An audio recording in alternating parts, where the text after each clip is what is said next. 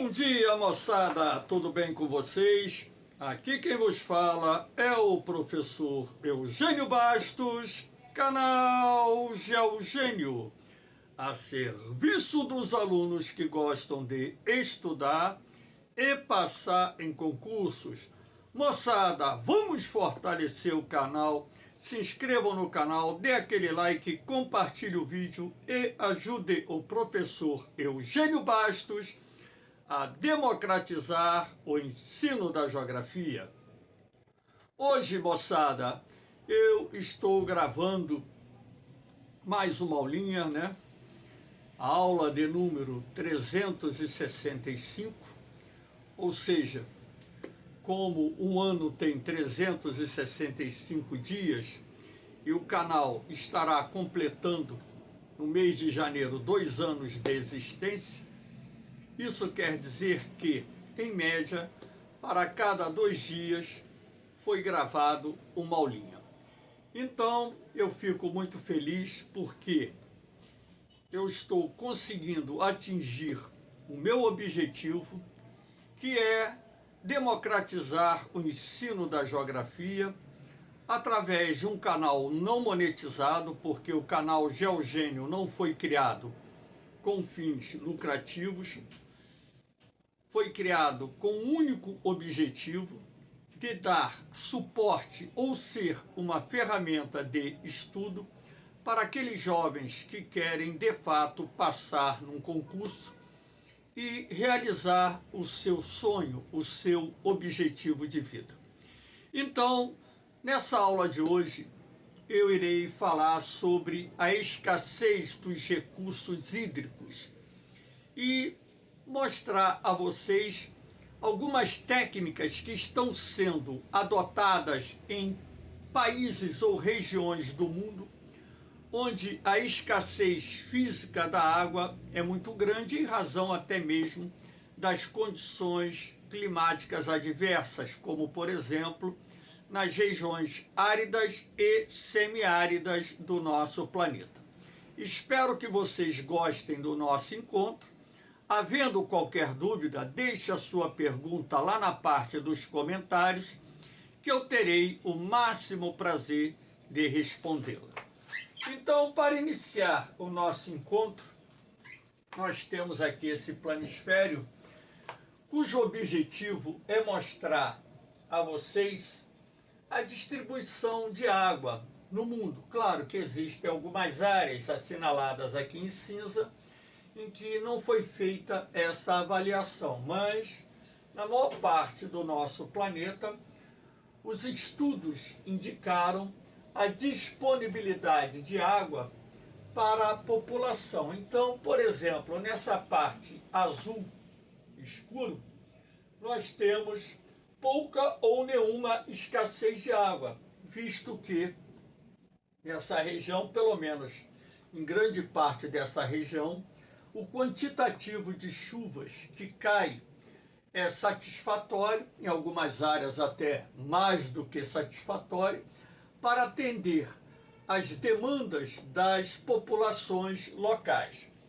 Em vermelho, nós temos a escassez física da água, então essas áreas em vermelho são regiões em que o clima é seco. Existe um erro aqui na confecção desse mapa, né, porque aqui a parte vermelha deveria ser a maior parte da Austrália e a parte azul, essa região que está assinalada aqui em vermelho. Então houve uma inversão na confecção desse mapa, um erro técnico que eu estou corrigindo. Claro que esse mapa não foi feito por mim, e sim coletado lá no Google, mas eu devo, como professor de geografia, fazer essa correção.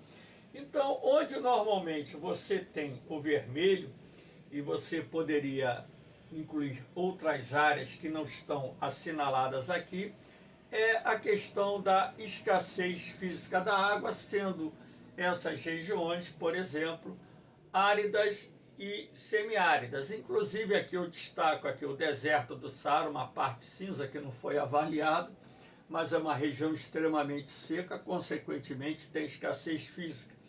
Aqui no norte da China, na região da Mongólia, você tem o deserto de Gobi, né, que não foi avaliado, mas ali também você vai ter a escassez física de água.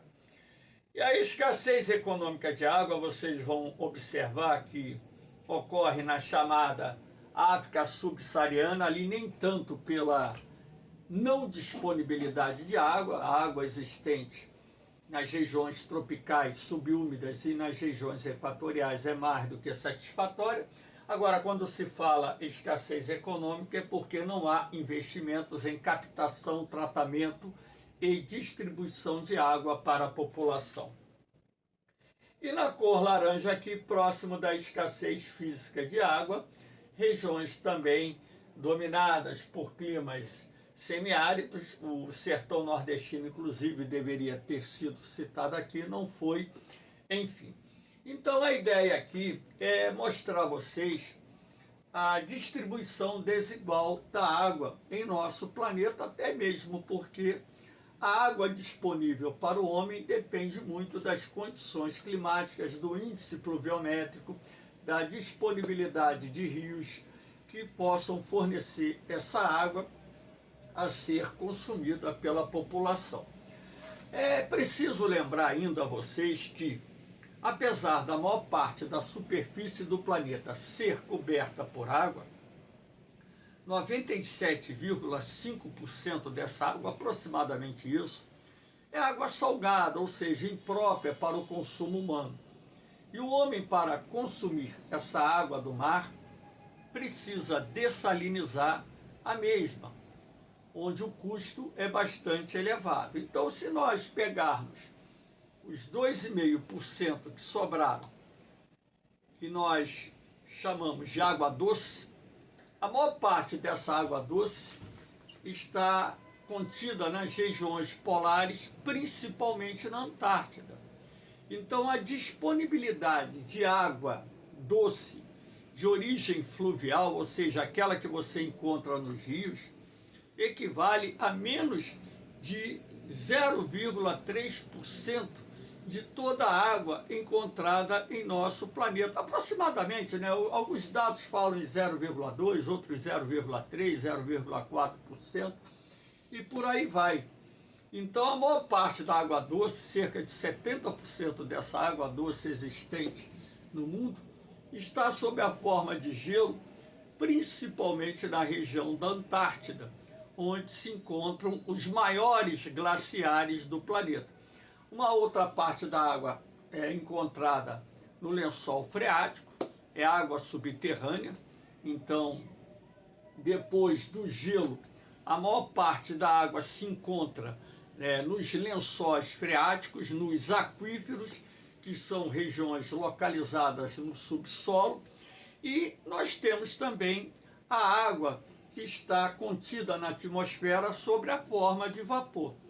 Então, como existe essa desigual distribuição da água no planeta e como a maior parte da água contida na Terra é de origem salgada, o uso do recurso hídrico, que é essencial não só para a nossa sobrevivência, como de outras espécies, e a sua utilização para as nossas atividades produtivas, faz com que, em determinadas áreas, nós sejamos obrigados a desenvolver tecnologias que possibilitem, por exemplo, aumentar essa disponibilidade, essa oferta de água para a população. É dentro desse contexto que eu estarei analisando algumas tecnologias, não todas, até mesmo porque existem várias tecnologias que são e estão sendo desenvolvidas para fazer a captação de água em regiões áridas e semiáridas do planeta. Então vamos lá, dando continuidade, aqui nós temos o consumo médio mensal de água no mundo, para que vocês tenham uma ideia, alguns países, Então a Organização Mundial da Saúde, estima que esse consumo médio de água mensal no mundo deve ser de 50 litros por cada pessoa. Agora, em alguns países, esse consumo excede aquilo que a OMS considera o mínimo necessário para o ser humano. Então lá no Canadá, por exemplo, esse consumo vai a 600 litros, nos Estados Unidos 350 litros, no Japão 350 litros, o consumo médio na Europa 200 litros, o consumo médio aqui no Brasil 187 litros e o consumo médio na região subsaariana 20 litros, ou seja, então percebe-se que no caso da África subsaariana, das áreas citadas aqui nesses dados, é a região onde nós temos o menor consumo médio de água mensal per capita do mundo. Então vamos analisar aqui algumas técnicas que estão sendo desenvolvidas para fazer a captação de água em regiões áridas e semiáridas, pois essas regiões apresentam a escassez física de água. Então, aqui uma técnica que eu considero bastante interessante é a rede coletora de água. Então, por exemplo, essa tecnologia, alguns anos atrás, foi testada lá no norte do Chile, na Cordilheira dos Andes. Posteriormente, essa tecnologia foi aprimorada e também testada, por exemplo, na cadeia do Atlas, lá no Marrocos, e em outras partes do mundo, em regiões serranas, em regiões montanhosas, localizadas em áreas semiáridas e áridas, onde haja a presença, pelo menos durante parte do ano, da formação de nevoeiro. Aqui você pode perceber o nevoeiro aqui ao fundo, né? E aqui você também percebe a névoa. Então essas redes coletoras são constituídas por materiais metálicos que irão contribuir para a condensação do vapor d'água. Então vocês podem ver aqui nesses emaranhados, vamos dizer assim, de fios metálicos, ou arames, né? Podemos também dizer isso, né? Você tem as gotas de água resultantes da condensação, ou seja, da passagem do vapor d'água para o estado líquido. Isso por quê? Ora, o vapor d'água ele vai passar para o estado líquido quando ele entrar em contato com uma superfície cuja temperatura é bem mais baixa do que aquela temperatura contida no ar atmosférico. Então é aquele mesmo princípio, por exemplo, que ocorre quando você tira uma garrafa de cerveja, de refrigerante, o que seja, de uma geladeira, imediatamente na superfície da garrafa, do lado externo, a superfície fica molhada. Por que isso? Porque a umidade contida no ar, o vapor d'água, quando entra em contato com essa superfície fria, ele irá passar para o estado líquido. Então o princípio é o mesmo. Então essas redes coletoras de água, elas ficam posicionadas em regiões onde haja uma incidência de nevoeiro bastante significativa, e principalmente no final da tarde, durante a noite, madrugada, início da manhã, você terá esse processo, né, de passagem do vapor d'água para o estado líquido mais intenso. Então aqui embaixo da rede coletora, talvez, em função da imagem, vocês não consigam perceber, mas aqui existem calhas. Essas calhas recebem a água que está escorrendo e pingando aqui dessa superfície. Então ela vai descendo pela rede e vai pingando aqui em cima da calha. E dali você tem a tubulação de distribuição de água, que levará essa água até os reservatórios, podendo ser o reservatório de uma comunidade, de uma vila, o reservatório, por exemplo, de uma moradia, sendo capaz de diariamente, dependendo, claro, da quantidade de redes coletoras, você obter centenas de litros de água, dependendo, claro, do número de redes coletoras, tá? Então, por exemplo, aqui você tem 6 redes coletoras. Eu acredito que essas 6 redes coletoras sejam suficientes, por exemplo, para atender às necessidades mínimas de água de uma moradia. Então, dependendo do conjunto, da quantidade de redes coletoras, do tamanho dessas redes coletoras, da capacidade que elas têm de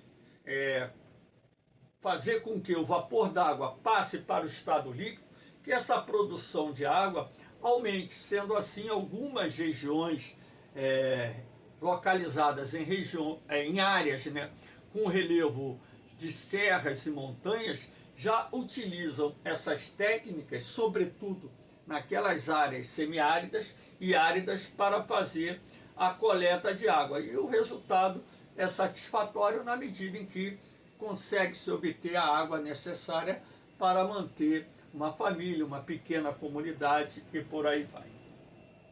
Inclusive já assisti até o documentário sobre isso, não é agora não, já assisti alguns anos atrás, quando essa técnica começou a ser desenvolvida lá no norte do Chile. Achei bastante interessante. Aqui nós temos os condensadores de vapor d'água. Então, são tecnologias desenvolvidas com materiais que têm essa capacidade, principalmente, eu falo principalmente durante o período noturno, porque nas regiões áridas e semiáridas, normalmente o período noturno é bem frio. Então você, quer queira ou quer não, vai ter o sereno, o orvalho, tá?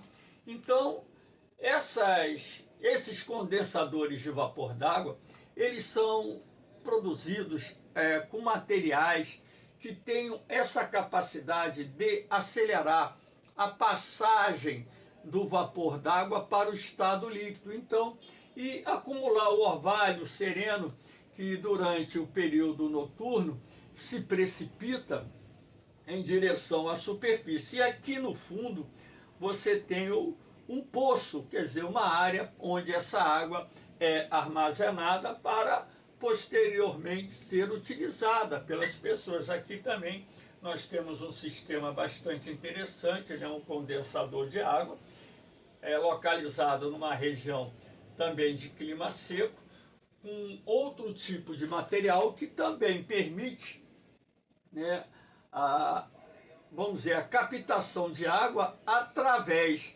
da passagem do vapor para o estado líquido, quando este entra em contato com a superfície.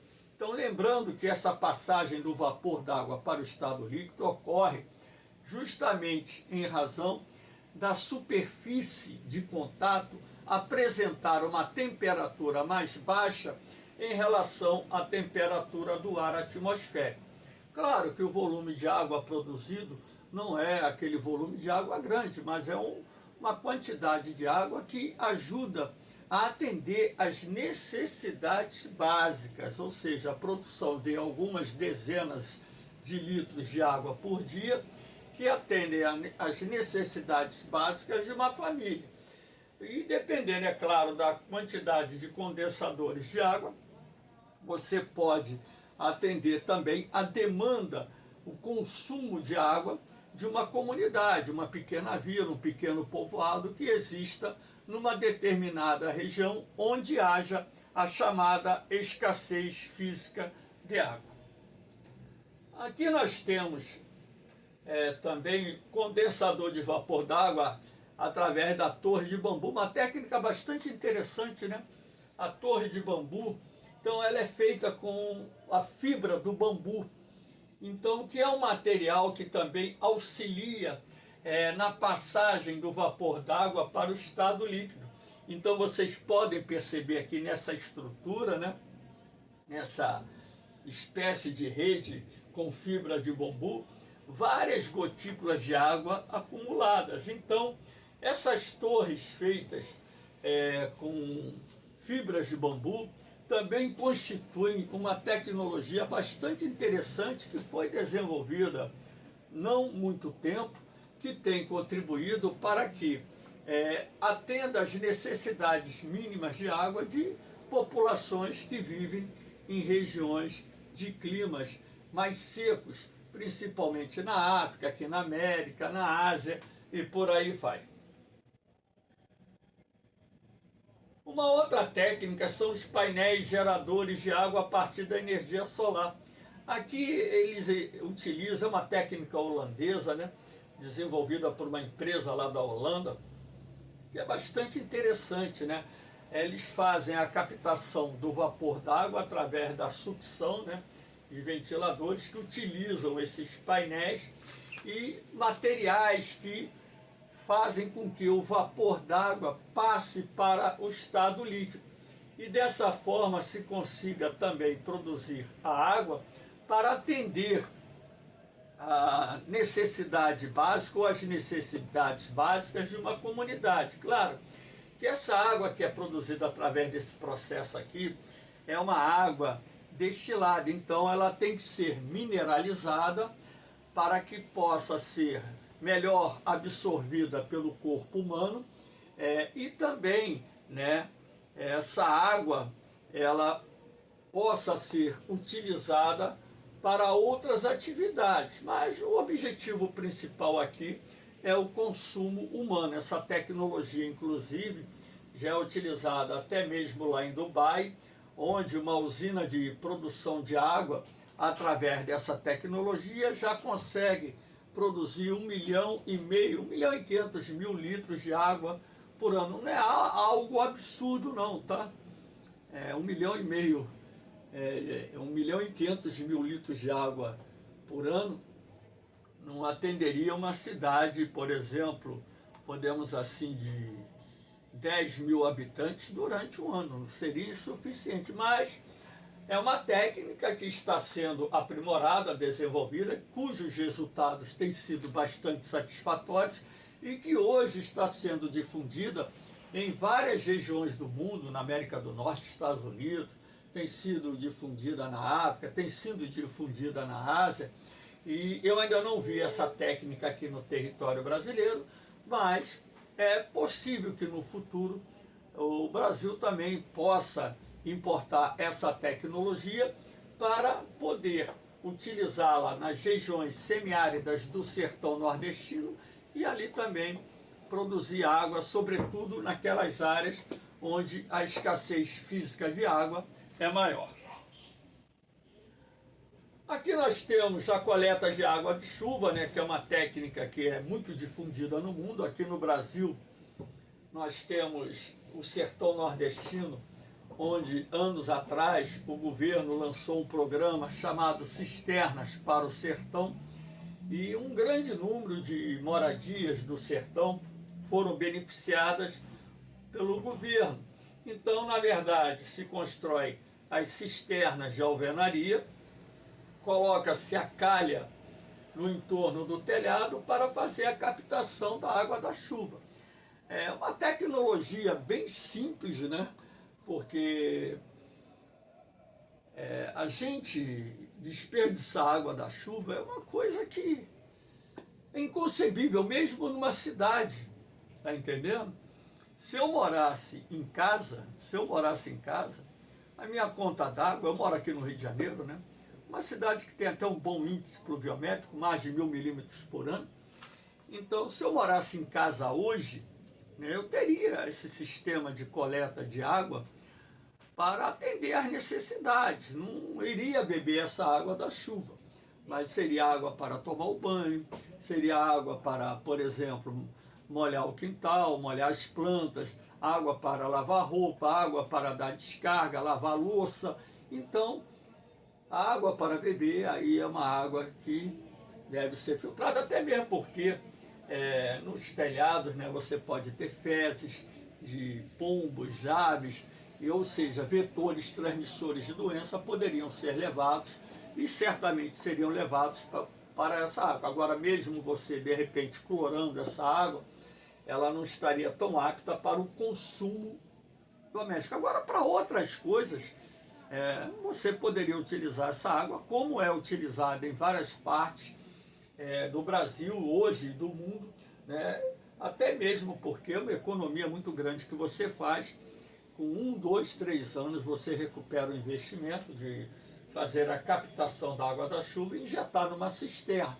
Então, no sertão eles construíram as cisternas, colocar as calhas nos telhados, e essa cisterna aqui ela tem uma capacidade de armazenagem de 30 mil litros de água. Então, claro que durante aquela parte em que as chuvas praticamente não ocorrem, essa água passa a ser fundamental para atender às necessidades mínimas básicas da população. Aqui nós temos, acabou passando, duas outras técnicas, a barraginha ou barreiro é a terminologia mais usada lá no Nordeste, barraginha é uma terminologia que foi usada no norte de Minas Gerais, quando essa técnica foi desenvolvida por um professor universitário. Então, na verdade, o barreiro ou a barraginha nada mais é do que você abrir um buraco, exatamente naquele sulco por onde a água da chuva corre no solo, e ali armazenar essa água da chuva. Agora, através desse buraco, há de se destacar que essa água, ao ser retida, ela vai aos poucos se infiltrando no solo, elevando o nível do lençol freático, que é importante, né, você elevar o nível do lençol freático de forma a ter uma maior disponibilidade de água no período seco. Essa água que pode ser captada e é captada através dos poços artesianos. Então, essa água também é utilizada para dar de beber aos animais criados numa fazenda, por exemplo. Também é utilizada para irrigação de lavouras. Você pode, no entorno do barreiro, por exemplo, plantar, e deve plantar árvores, de preferência frutíferas, para que você também possa dali extrair parte das suas necessidades alimentares, ou seja, da sua subsistência alimentar. E aqui nós temos a barragem subterrânea, que é uma técnica de baixo custo muito interessante, que é recomendada para ser implantada nas regiões por onde passam aqueles rios intermitentes ou temporários. Então, naquele período da seca, o que você faz? Você abre uma vala, o ideal é que essa vala ela seja aberta por toda a extensão daquele vale por onde um riacho ou um rio passa, riacho intermitente. Claro que um rio permanente não seria possível construir uma barragem subterrânea. Então, aberta a vala, você coloca o ideal. Isso aqui não é uma manta de polietileno de alta resistência, não. Isso aqui é plástico. É um plástico duro, mas é plástico. O ideal seria a manta de polietileno de alta resistência, que tem uma durabilidade maior. Então, aqui na vala você faz um L. Vamos ver, o rio corre nesse sentido. Ou o riacho corre nesse sentido aqui.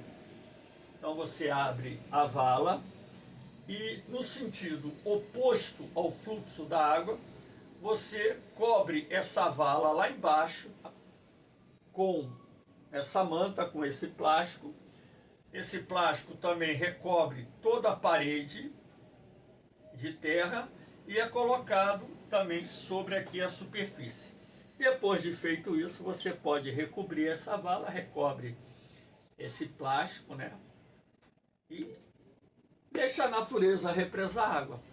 Então, quando chega o período da chuva, você tem a infiltração da água da chuva. Para quem não sabe, a água ela corre superficialmente, mas também corre no lençol freático, ela se desloca dentro do lençol freático. Então, se ela tem um ponto de contenção, porque esse material, essa manta é impermeável, não permite a passagem da água, essa água começa a ficar retida no lado de cá. Então, você vai ter o quê? A elevação do lençol freático, a formação de um reservatório de água subterrânea, que irá fornecer a água necessária para abastecer o seu lar durante todo o ano, a água necessária para dar de beber aos animais que são criados na propriedade, e também a água necessária para você irrigar a lavoura no período seco. Então, é uma técnica de baixo custo que o governo ele deveria, não só o governo brasileiro, mas governos de outros países, deveria financiar, e até mesmo as instituições internacionais, as organizações não governamentais que ajudam, né, áreas carentes em várias regiões da África, da Ásia, da América Latina e por aí vai, estimular a implantação dessas barragens subterrâneas de forma a você manter o homem fixo na terra, dar meios para que ele consiga manter a produção agrícola mesmo na época da seca e aumentar a disponibilidade de água que atenda às necessidades básicas não só das famílias desses produtores rurais, como também daqueles animais que são criados para gerar uma fonte de renda para essas famílias. Uma tecnologia bastante interessante que dá certo, enfim. Aqui nós temos a dessalinização da água, que é uma técnica que já vem sendo utilizada há muito tempo, principalmente em regiões do planeta, localizadas em áreas semiáridas e áridas, onde nós temos a chamada escassez física da água. O problema das usinas de dessalinização é o custo. Produzir água através da dessalinização da água do mar tem um custo muito alto em razão do grande volume de energia elétrica necessário para que possa se desenvolver todo esse processo. Agora, é uma tecnologia que muitos países, principalmente do Oriente Médio, de algumas áreas da África, vêm utilizando, inclusive essa tecnologia já está sendo implementada até mesmo aqui no Brasil. No estado do Ceará, por exemplo, está sendo construída uma usina de dessalinização da água. Uma outra técnica que pode ser utilizada é o reaproveitamento da água. Então, muita gente não sabe, mas o esgoto, aquela água de esgoto, ela pode ser reaproveitada e deve ser reaproveitada. Então, aqui eu coloquei duas estações. Essa aqui é a estação de tratamento de esgoto, essa aqui é a estação de tratamento da água para torná-la potável. O que acontece muitas vezes é que a água oriunda de uma estação de tratamento de esgoto é despejada num rio, numa baía, no mar, sem utilização nenhuma para o homem. A água que sai de uma estação de tratamento de esgoto é imprópria para o consumo humano, mas ela sai com teor de pureza de 97, 98%. É uma água bem cristalina, bem clara, só que ela traz consigo vetores transmissores de doença. Agora, se essa água passa por uma segunda etapa de tratamento, ela pode se transformar em água potável, como acontece, por exemplo, na Espanha, como acontece em Israel, como acontece nos Estados Unidos e outros países do mundo, que em determinadas áreas, parte da água consumida pela população provém do tratamento da água de esgoto. Agora, dentro daquele processo em que você trate a água do esgoto, seguindo todas as etapas até que essa água atinja a condição de consumo humano. Agora, essa água que sai também das estações de esgoto, mesmo que não seja consumida diretamente pelo homem, ela se transforma na chamada água de reuso, que é uma água que pode ser utilizada na indústria, é uma água que em determinadas atividades industriais, lavagem, essas coisas. É uma água que pode ser utilizada, por exemplo, para lavar ruas, molhar jardins, praças, jardins nas cidades, lavar ruas, essas coisas. Então é a chamada água de reuso, que tem um custo muito menor do que aquela água que nós consumimos, que vem de uma estação de tratamento que obedece todas as etapas de tratamento da água até que esta possa ser consumida pelo homem.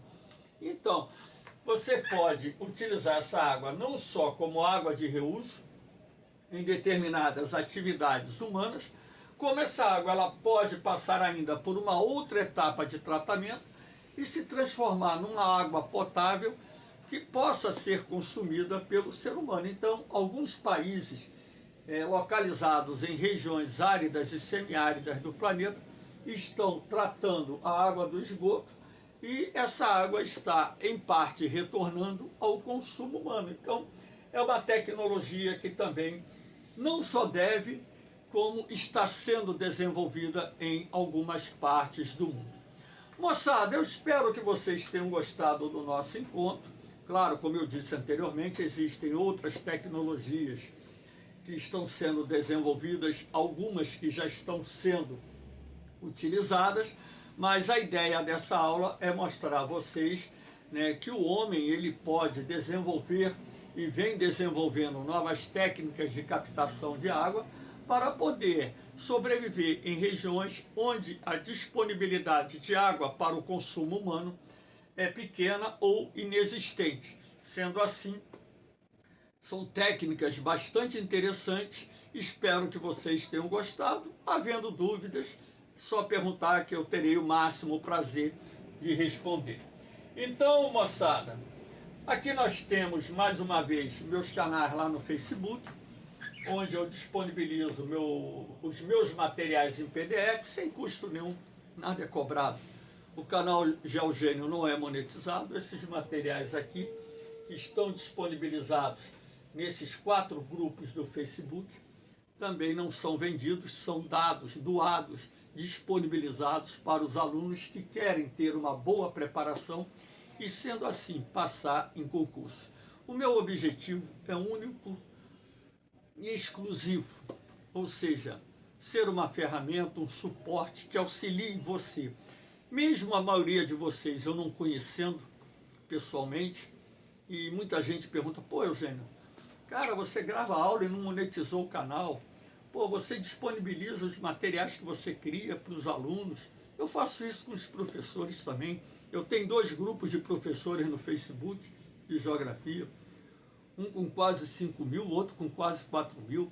Então tudo eu disponibilizo. Eu tenho um grupo de meio ambiente no Facebook. Então, o conhecimento não é propriedade individual. Se eu cheguei onde cheguei, é porque pessoas me ensinaram. E não me custa nada, já que eu tenho 40 anos de magistério, levar um pouco desse conhecimento que eu adquiri ao longo da minha vida e transmitir para vocês, auxiliando vocês se prepararem nos concursos. A única coisa que eu peço é que ajude a divulgar o canal, só isso, para que ele possa chegar ao maior número de jovens. Se você tem um colega, se você tem um parente que vai fazer o concurso, indica o canal, pô, estuda ali que é legal, pô, entra lá naquele grupo do Facebook, lá tem uns materiais, esses materiais são atualizados, são módulos com matérias, são bancos de questões, são provas comentadas, então tudo para você poder melhorar o seu desempenho nos concursos. Valeu, moçada! Um beijão no coração de vocês, um forte abraço, fiquem com Deus, eu vou, mas eu volto, hein? Fui!